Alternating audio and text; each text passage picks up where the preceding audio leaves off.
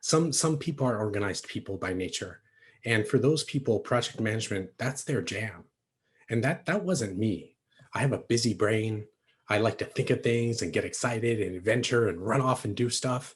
And I started a lot of projects, and the number of projects that I finished was much less, much lower. And the ones that I did finish were super messy, stressful. I forgot things. I was always running behind. Things took way longer than I thought they would. If you can relate to this, give me a yes in the chat. Maybe we're also talking about things like there are competing goals or agendas, or some people have priorities that other people don't exactly have. You know what I'm talking about? Right. So if nothing else, they're stressful as heck. So that's what we're digging into today.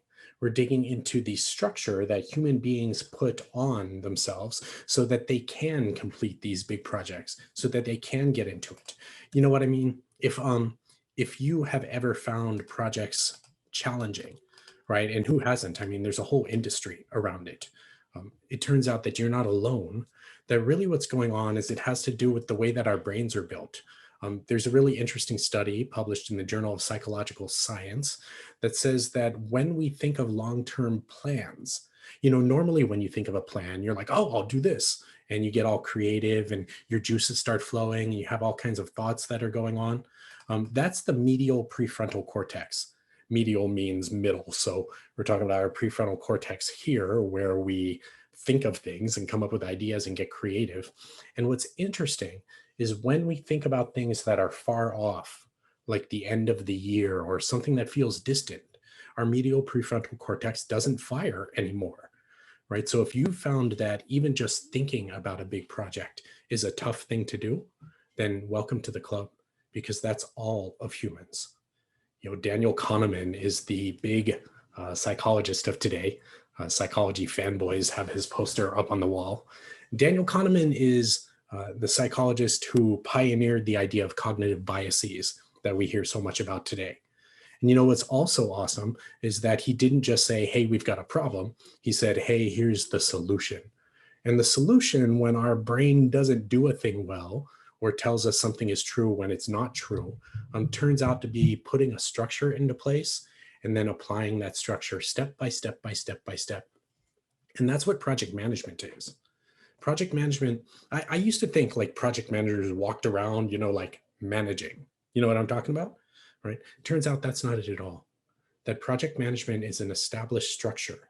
It's a first you do this, and then you do this, and then you do this, and then you do this. And when you're done, you've got this amazing thing that you built. You can hardly even believe that you built it, and it turned out better, and everything works well, and everybody thinks you're awesome, and it was low stress, and you didn't have to worry about what was happening tomorrow. It's fantastic. And so today what we're doing is we're approaching, well, what are the biggest things, David? What are the greatest hits of project management that people who aren't project managers can use when they're starting projects? Right? Because we all start projects, all of us. Here's basically when you apply this process. Right? If you talk to a project manager, they have slightly different definitions of what a project is than what you or I used to have, right? I thought project was basically any big thing that we had to get on, right? Well, that's not the way that project managers look at it. They look at it like, hey, a project is made to build something, right? So if you're like, we need to make something new, and at the end you're like, there it is, we're done, that's a project, right? If you've got a great big task in front of you, even if it's complicated, you have to figure out everybody's tax ID numbers and do all this kind of fancy stuff with it. That's not necessarily a project unless you're building something new with it. Making sense? So the process that we'll go through today is made specifically for that. What I'm going to invite you to do, you know, all of our Gravity workshops are very, very hands-on. Today, we're going through an accelerated sort of webinar informational session. And the actual workshops are, hey, let's learn, let's have a conversation, let's talk about how this applies to us in real life. Let's discuss how we need things and why we need things, and then let's really apply it.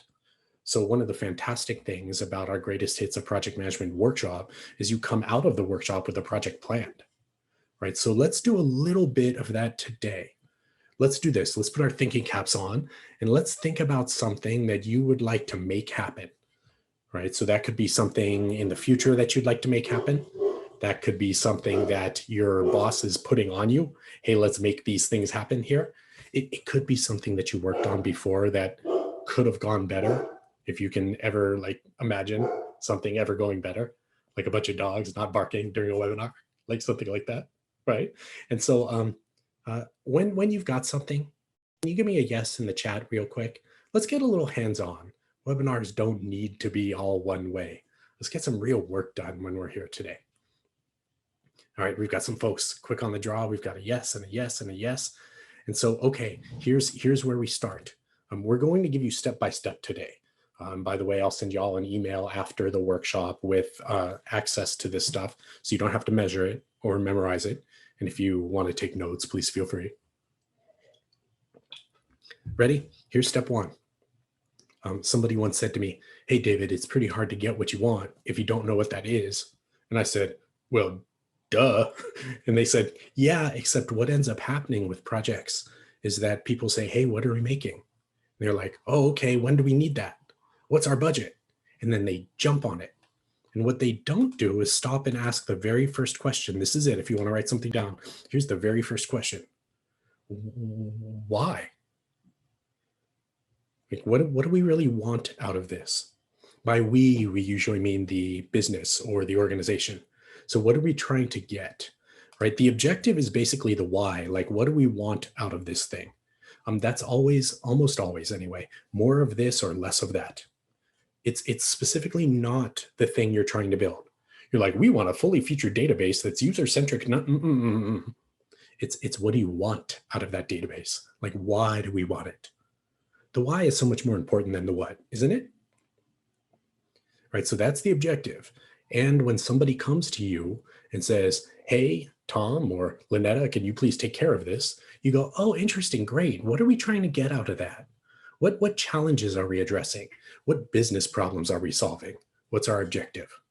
You know what I mean? Sometimes they say things like, oh, good question, because a good amount of the time, they haven't really even thought about it themselves. You know what I mean? So for yours, the project that you're thinking about, what do you really want out of it? More of this, less of that? Maybe it's more customer satisfaction. Maybe it's less time wasted. Maybe it's more clarity.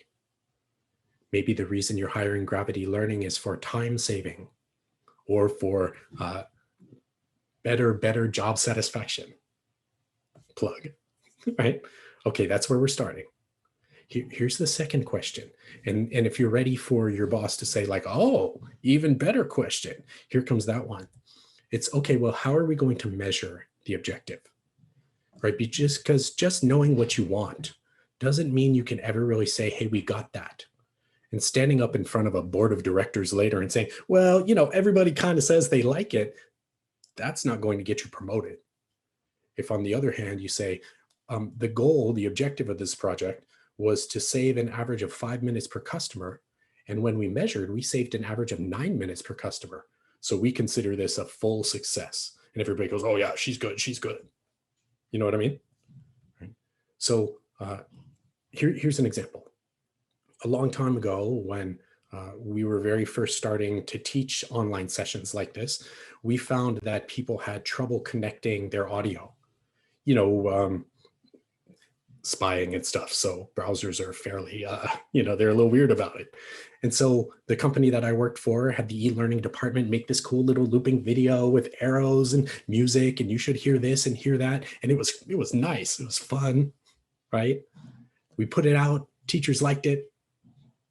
Successful project? I don't know.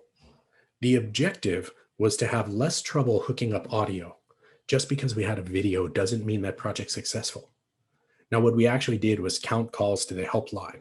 We were looking for a certain number of reductions to the helpline, and we totally got that. Successful project now? Totally, right? So here's the thing. In the beginning, you don't have to know your win measurement. Sooner or later, you'll understand that. The most important, I mean, really just all the way most important thing in the beginning is to focus on exactly what we want and how we're going to measure it. The number one reason that projects fail is lack of clear objectives. That's number one. Right? So if that's all you take from today, happy birthday, I guess. Hey, by the way, if you're like, I don't even know how we'll measure it. Here's how psychologists measure things professionally when they're doing studies and they're like, I don't know how. They take a survey. If you don't know how, a survey is always, always, always the answer. Right? Now you can get scientific about it and survey before and after. As long as we've got some sort of measurement and everyone agrees that that's the measurement, you're doing it right. Great. Okay, so we're on our way. Now, here comes the second step. Are you all ready? Usually, when we have a project brought to us or we put one on ourselves, right away we say, okay, what are we going to make and how are we going to make it and when do we need it and what's the deadline? You know, what's interesting is professional project managers don't ask that first. They ask that second.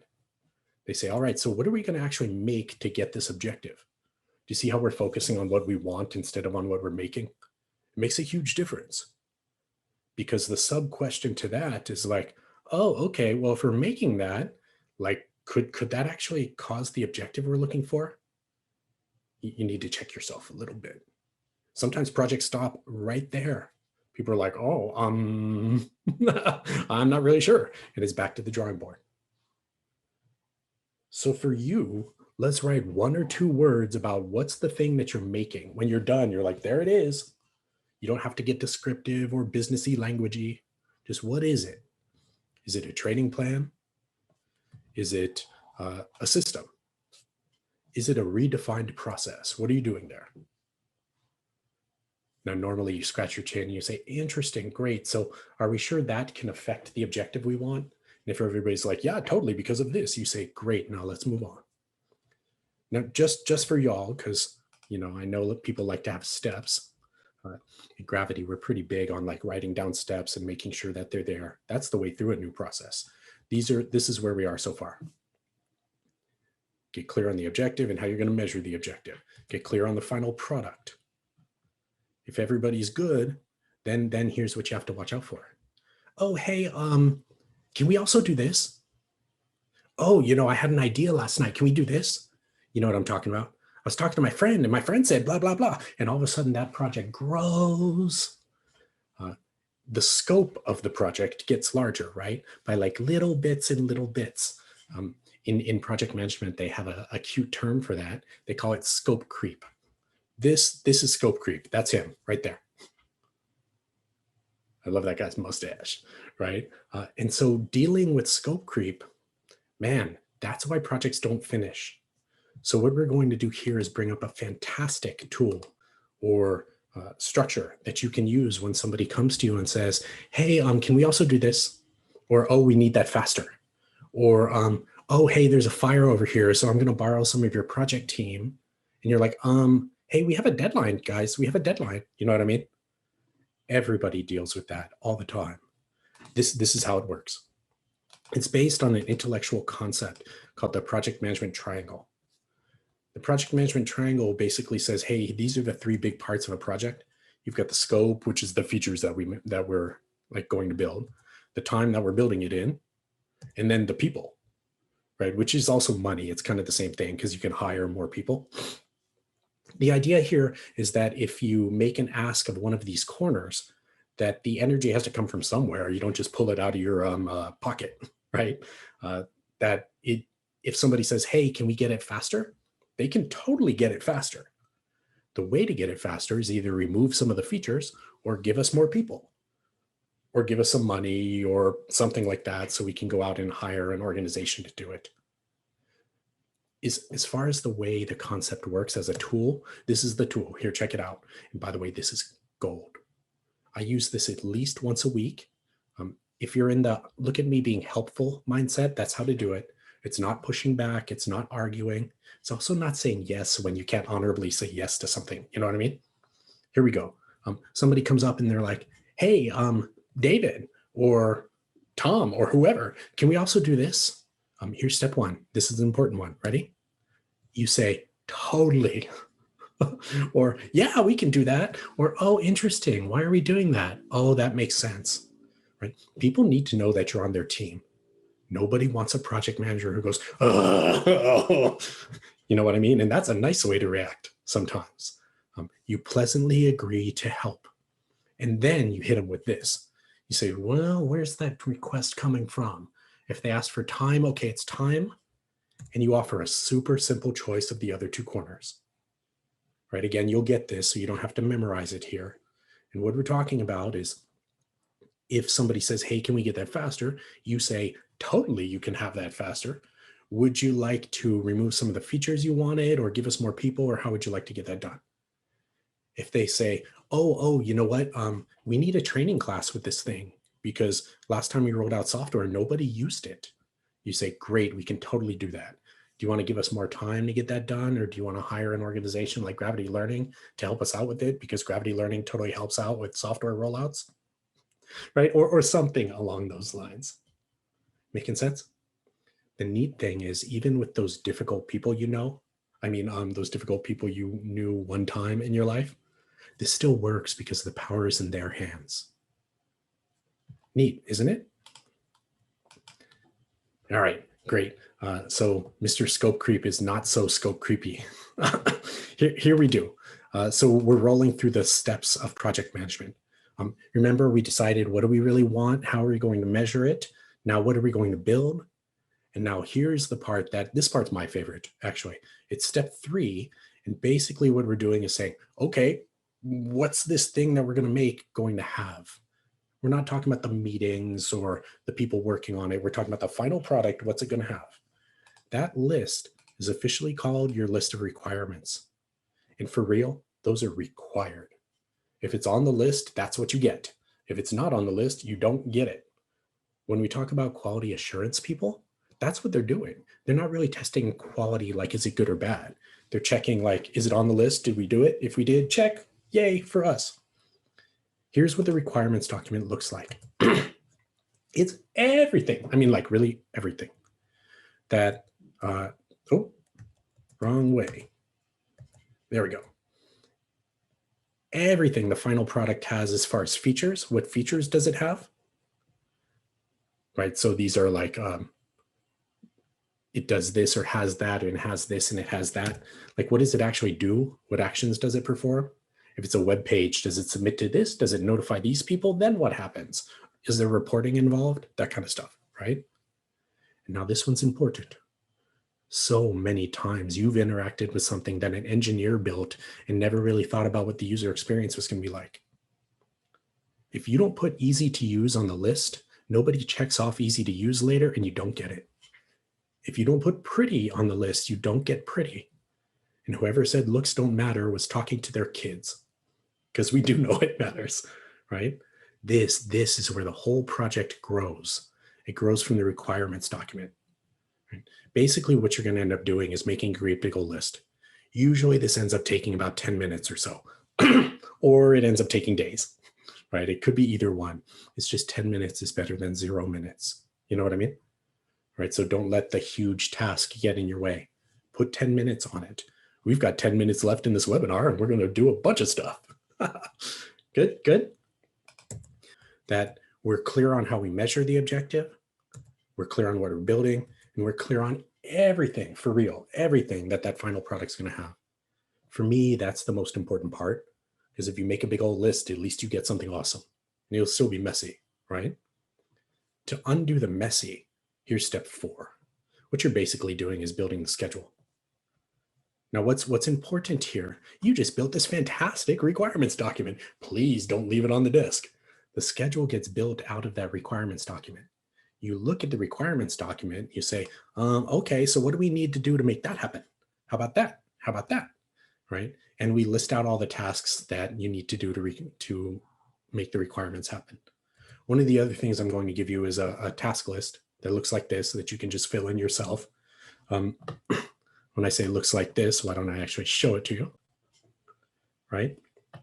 So you've got task name and who does it. Without the task assigned to somebody, that's just a wish. That's not a task. How many projects have you been in where we had this awesome idea and nobody to do the work? Here's where the gold is, though. Are you ready? People are really bad with time, really bad. If I asked you how long to write up one page about project management, you'd probably be like, I don't know, 15 minutes, an hour, 45 minutes, something like that.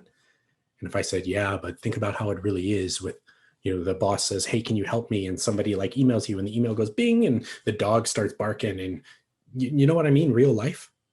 Now how long to write a page? You're like, talk to me on Thursday, right?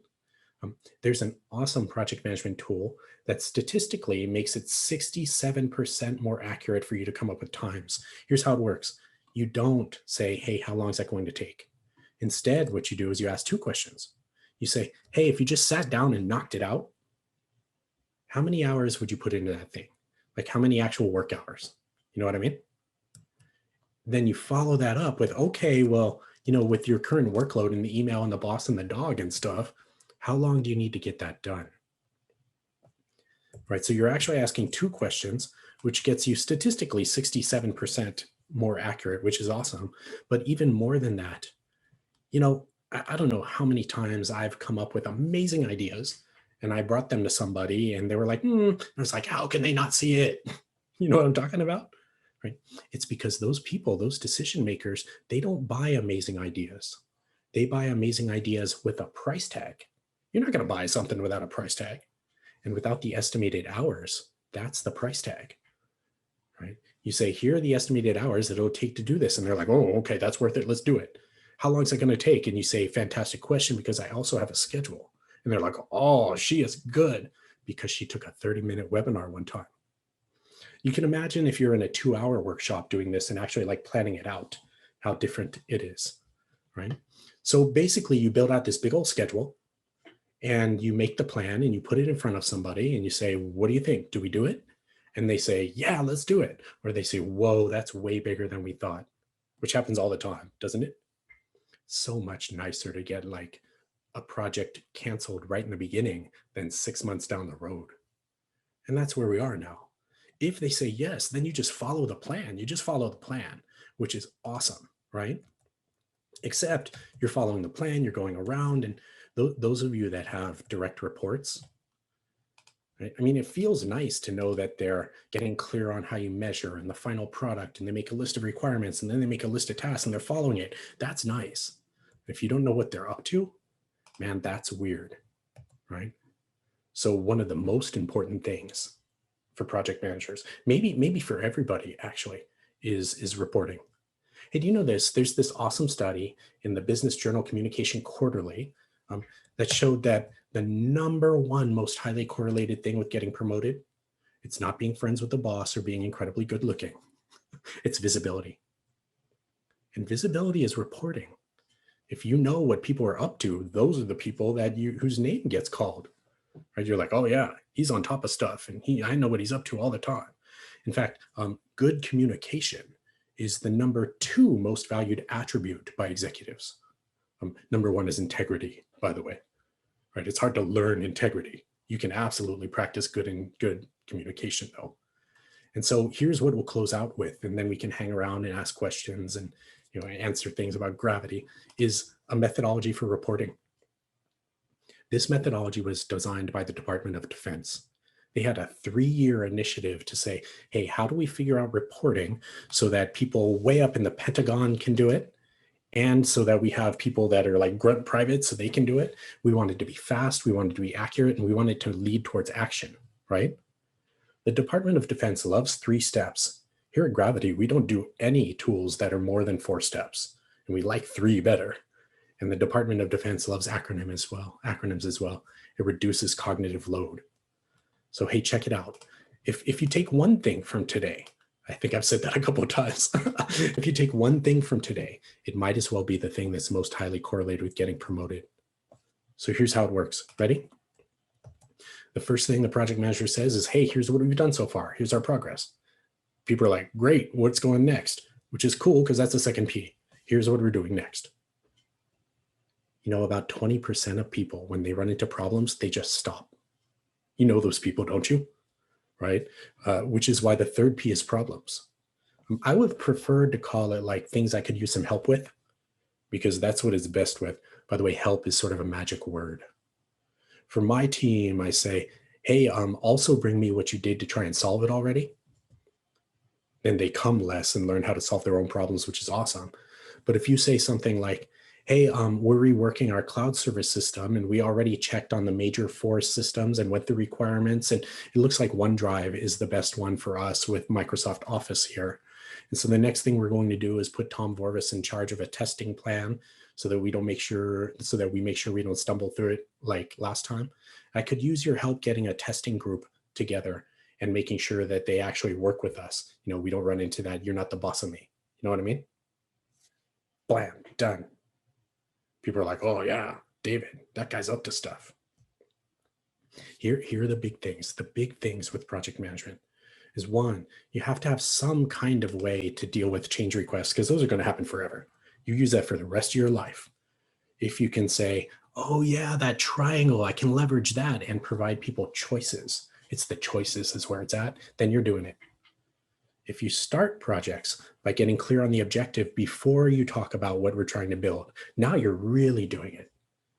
You nail down what you're trying to build and the measurement. You make a big old list of all the requirements. Then you make a big list of what stuff we need to do to get those requirements. Your project turns out awesome. And then you report to people as you go. You see why we call it the greatest hits of project management? Just 4 or 5 big steps makes a huge, huge difference. For me, my story, I'm not an organized person, but people think I am because I just follow these steps. Is really where it's at. With Gravity Learning, we're big into following steps and then measuring what the heck happens with our learners. We follow up months later. Really what we're trying to do is prove ROI. And also we have this awesome offer that I'd like to tell you about, where we were like, how are we going to give back? And we're like, well, we'll let our clients choose. That's how. So new clients get to choose a charity or a nonprofit, and then we go do a workshop for them for free. And so if you'd like to reach out and talk about that, we are all ears. And otherwise, thank you so very much for joining us. 30 minutes goes by, doesn't it? Fantastic. For Gravity Learning, I'm David Lieberman. Thanks so much for joining. If you'd like to hang out, ask questions, chat, or just nerd out about this stuff, I'm into it.